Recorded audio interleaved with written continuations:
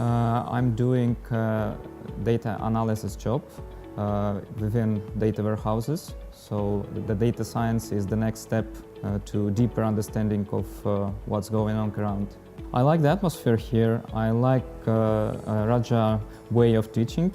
I like that he approaches firstly to understand what for and why we have to do this or that, and not going directly to maths or some specific tool, but tries to get our thinking in the right direction. I recommend this bootcamp definitely for the way it is being taught.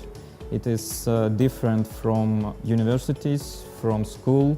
It provides not only the theory, but also the way of thinking. I think it's pretty much for everybody who is interested in data, who is working with data. Even for real data scientists, it might be another way of thinking.